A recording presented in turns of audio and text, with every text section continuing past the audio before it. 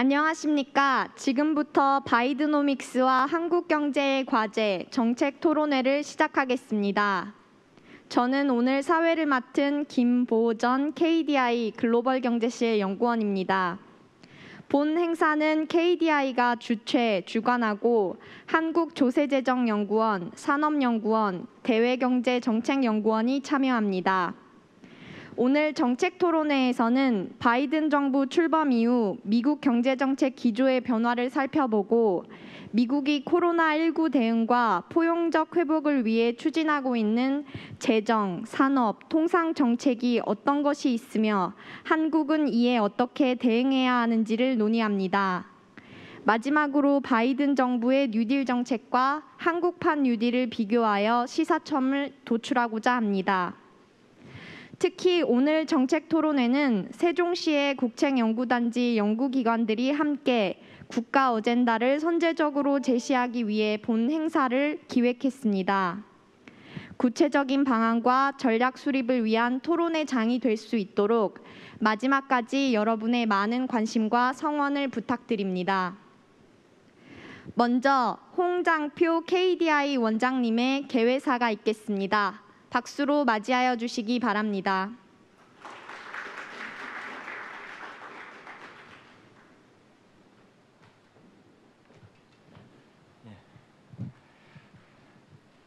예, 반갑습니다. KDI 홍장표 원장입니다. 먼저 바쁘신 와중에도 이렇게 직접 참여해 주시고 또 온라인으로 토론에 참여해 주신 모든 분들께 감사를 드리고요. 또 오늘 직접 이렇게 축사를 해주시기 위해서 정혜구 경제인문사회 연구회 이사장님 그리고 이근 국민경제자문회의 부의장님께 감사드립니다. 오늘 그 종합토론에 함께 해주실 이정우 한국장학재단 이사장님 그리고 정진욱 한국경제학회 회장님, 송희영 한국국제경제학회 회장님, 김진일 경제발전학회 회장님, 그리고 1세션과 2세션의 사회와 발제 토론을 맡아주실 모든 분들께 깊은 감사의 말씀을 드립니다. 오늘 토론의 주제는 바이드노믹스입니다. 너무나 잘 아시다시피 작년 코로나19 팬데믹으로 세계 경제가 대공황 이래 최대의 불황에 빠졌습니다.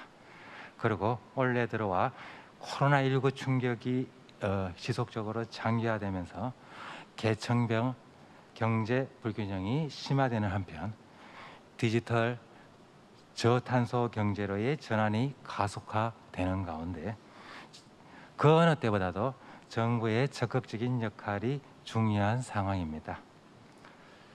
소득과 경제 양극화에 대응하여 취약계층을 보호하는 사회안전망을 강화하는 동시에 한국 경제가 선도 경제로 도약할 수 있도록 굳건한 발판을 마련해야 될 그런 상황이 있습니다. 코로나 팬데믹 이후 세계 주요국의 정책 기조들이 많이 달라지고 있습니다. 작년 이래 IMF와 세계은행 등 주요 국제기구들은 코로나19 세계 경제의 위기를 극복하기 위해서 물가 안정과 균형 재정을 중시해온 기존의 정책 패러다임에서 경제 회복, 양극화, 그리고 고용과 소득을 중시하는 정책 패러다임의 전환을 세계 각국에 권고하고 있습니다. 한편 오늘 주제인 미국의 바이든 정부는 미국 구제계획, 미국 인프라계획, 미국 가족계획 등 향후 10년간 미국 GDP의 30%에 이르는 6조 달러 규모의 대규모 재정지출 계획을 발표하고 과거 대공황 때의 뉴딜에 버금가는 대대적인 경기 부양 정책을 추진하고 있습니다. 이와 더불어 기술 패권 경쟁 시대 미국 중심의 공급망 구축을 향해 산업 통상 정책을 새롭게 수립하고 있습니다. 오늘 토론회에서는 바이든 정부 출범 이후 미국의 거시경제 정책 변화 어떻게 볼 것인가, 또 이와 더불어 경제 회복을 위해 바이든 정부의 산업 통상 정책에 우리는 어떻게 대응해야 될 것인가를 논의하도록 하겠습니다. 그리고 이른바 바이더노믹스로 불리는 미국 정부의 뉴딜 정책을 제대로 파악하고 우리 정부가 추진 중인 한국판 뉴딜 정책의 소중한 식사점을 찾기를 기대합니다. 이번 토론에는 KDI 대외경제정책연구원, 조세재정연구원, 산업연구원 등 4개 국책연구기관들이 함께 준비해왔습니다. 그리고 학계에 저명하신 많은 분들을 토론자로 모셨습니다. 그런 만큼 우리 경제가 직면한 새로운 경제정책 환경 변화를 제대로 인식하고 국가 미래 어젠다를 발굴하면서 그와 더불어서 다양한 정책 제안을 하는 생산적인 토론의 장이 될 수 있기를 기대합니다. 이번 토론에 온라인과 오프라인으로 참여하시는 모든 분들께 다시 한번 감사의 말씀을 드리고 앞으로 우리 4개 국책 연구기관에 대해서도 많은 관심과 성원을 부탁드리겠습니다. 감사합니다. 홍장표 KDI 원장님 감사합니다. 다음은 정혜구 경제인문사회연구회 이사장님의 환영사가 있겠습니다. 박수로 맞이하여 주시기 바랍니다.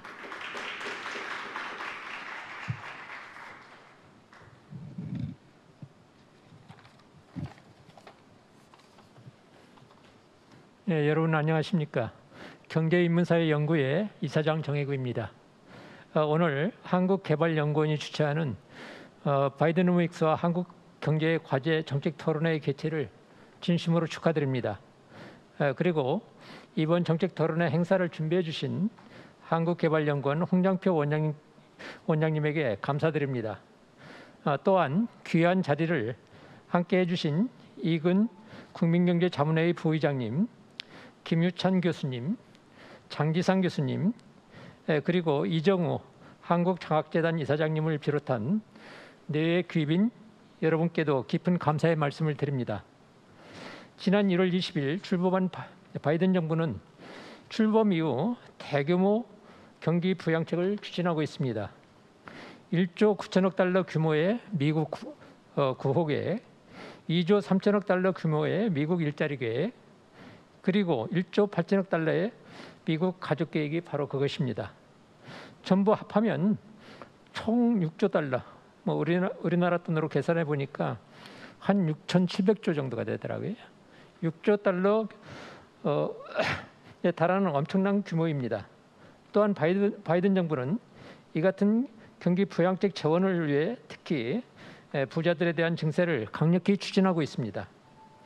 코로나19 경제 회복과 불평등 개선, 중국의 부상에 따른 미중 대결, 그리고 기후 위기 등에 대한 미국의 대응이라 할 수 있는 바이든 정부의 이 같은 경기 부양책은 그 규모가 일반의 예상을 훨씬 뛰어넘는다는 점에서 과거 루즈벨트 대통령의 뉴딜 정책, 존슨 대통령의 위대한 사회에 비유되고 있습니다. 또한 바이드믹스라고 불리는 이 같은 정책은 미국의 경제 정책이 작은 정부와 시장 중심 경제를 내세웠던 레이거노믹스와 멀어졌음을 보여주는 것이기도 합니다.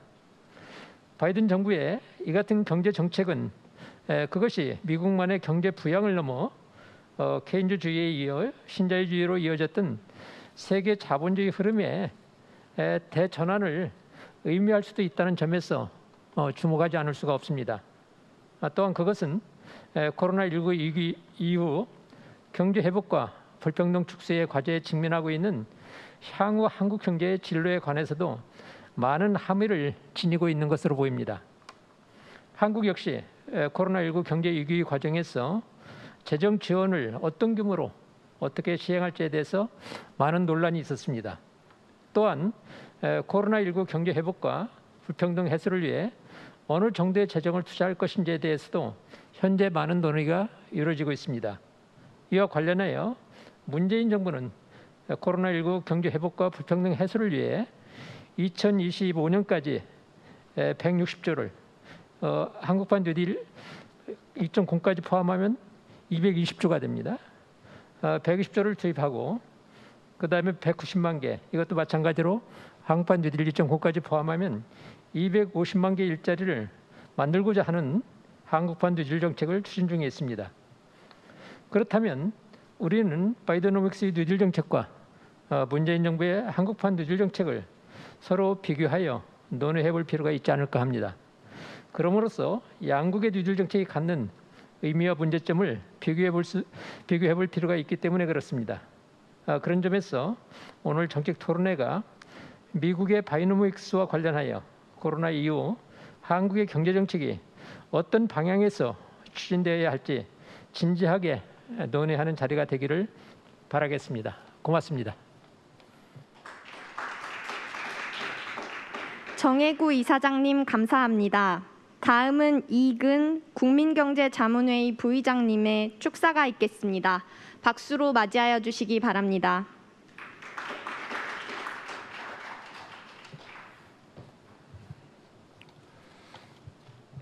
네, 여러분 반갑습니다. 예, 오늘 시적절한 주제인 바이드노믹스와 한국 경제에 관해서 KDI 주도로 4개 연구기관이 같이 하게 된 것을 진심으로 축하드립니다. 그리고 오늘 환영사로 수고해 주시는 정혜구 이사장님, 또 뒤에 종합토론에 사회로 수고해 주시는 이종욱 이사님께도 감사드립니다. 예. 홍장표 원장께서 취임하신 지가 얼마 안 되는데 이렇게 금방 이렇게 또 좋은 중요한 자리를 마련해 준 것에 대해서 굉장히 축하드리고, 여기 같이 참여하는 KF, KT, 조세정 연구원, 오늘 건설적인 토론을 거쳐서 한국 경제에 대한 좋은 시사점을 도출하길 기대합니다. 사실 바이든이 트럼프와는 전혀 다른 어떤 정치적 입장에 불구하고 일부는 계승하고 있고 일부는 이제 다르게 하고 있는데, 미중 갈등은 계속 시즌 2로 가고 있고, 물론 이제 갈등의 양상이 무역 전쟁에서 이제 기술 패권 전쟁으로 조금 이제 변한 측면이 있고, 또 바이든이 선거 기간에 계속 비판했던 대중 관세도 취소하지 않고 계속 유지한다는 면에서는 트럼프를 유지하는 측면인 반면에 대내적인 정책, 사회 보장이라든가 또는 인프라 지출, 패밀리 프레 이런 것들은 굉장히 많이 다른 민주당의 칼날을, 전통적인 칼날을 내세우는 그런 차원의 정책이어서 이에 관한 면밀한 검토가 필요하겠습니다. 그래서 크게 봐서는 전 세 가지로 보는데, 하나는 어떤 대외적인 측면, 그러니까 미중 갈등의 측면이 되겠죠. 두 번째로는 GBC 개편, 산업적인 이슈죠. 그리고 내부로는 정부의 역할, 재정의 역할을 그렇다는 면에서 오늘 같이 참여하는 3개 기관, 대외정책, 산업연구원, 재정연구원, 이것이 세 가지 조합이 굉장히 적절한 조합이라고 보여집니다. 잘 아시다시피 올해 있었던 G7 회의가 저는 굉장히 중요한 의미가 있다고 생각하는데요. 거기서 나온 코넬 컨센서스라는 것은 규범에 기반한 자유롭고 공정한 경제 시스템을 지향했단 말이죠. 그래서 과거에 자유방임 세계라는 것이 가장 싼 곳에서 생산해 가지고 가장 싼 곳에서 세금을 낸다는 방식이었다면은 이에 대한 견제가 들어간 것이죠. 그래서 과거의 어떤 신자유적인 세계화와 가치와는 다르게 최저 법인세를 쇼핑하는 자본에 대한 이동에 대한 제한이 있는 것이고, 이런 조세 수입으로서 코로나에 대한 피해 보상과 복지, 그리고 GBC 재편을 하겠다는 그런 구상으로 보입니다. 바이든의 구상이란 것이. 특히 미국이 주장하는 법인세 공제를 유럽이 받아들이고, 유럽이 주장하는 디지털세를 미국이 받아들인 것은 미국과 유럽이 공제를 함으로써, 트럼프 시대와는 달리 공제를 함으로써 결국은 중국을 견제하겠다는 거대한 시작이라고 보는 것이죠. 그리고 중국 견제 시작은 결국 핵심은 GBC 재편을 봅니다. 그래서 이 미중 간의 GBC를 디커플링 하겠다는 큰 구상이지만은, 제가 보기에는 중국이 이미 많이 들어와 있기 때문에 전면적인 디커플링 불가능하고, 반도체라든가 5G 같은 소위 첨단 분야, 소수의 분야에 대해서는 미국이 중국에 의존하지 않는 지부실 구축하는, 즉 부분적 디커플링이 아마 예상되는 시나리오로 보여집니다.